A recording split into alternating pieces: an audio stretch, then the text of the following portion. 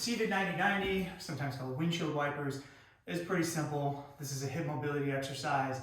This isn't going to be something that we're going to periodize. It's not going to get more difficult. We're not going to add load. It really is about just proper setup and then execution. So I'm seated naturally. First thing I like to do is just place my hands in a comfortable space behind me to square up my hips, hands, and shoulders, because this is going to help me extract some of the most benefit out of this. From there, I'm placing my heels as close to my hips as I can, and then giving it a little test to make sure that I've got enough room for my knee. Number one mistake people make, they don't have enough room, okay? I need enough room. Dip down, here we are. Let's inspect this position. So to the greatest degree possible, I'm trying to keep everything nice and tight to the hips. There's gonna be a tendency for everything to kind of like smush out, especially if you're not that mobile, which we'll talk about in a second. And I'm letting everything drop to the ground. My back hip, ideally, this kind of smushes down to the ground. You can't see it. I'm not quite there, but I'm also not worried if your hip kind of pops up off the ground a little bit. Totally fine.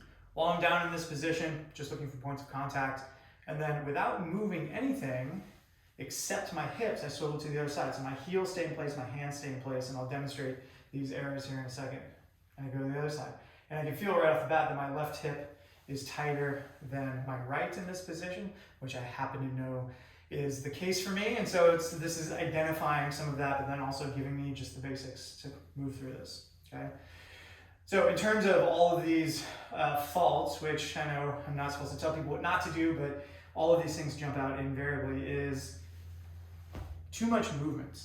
Things kind of moving around or not moving at all, right? So the setup, this sort of like 4-point setup, if you will, heels and hands along with the hips, I guess that's 6 points, ends up being the most critical thing, okay? What if you don't have the mobility? So first of all, you might not have the shoulder mobility. That's totally fine. You can go wider, you can play around, you can go further back, whatever allows you to get comfy. For the hips, it's just about taking the feet out a little bit further, and then you might not be able to go quite as far. So if I can conquer this, and I can basically get everything out to here, well, the next move is to get tighter and tighter until I'm to here. But if my hips are very inflexible, and I've had folks where literally this is the end of the line for one reason or another, they might not have internal rotation of the hip usually, but my goal is to slowly push, push, push until I can get to here. It's a journey.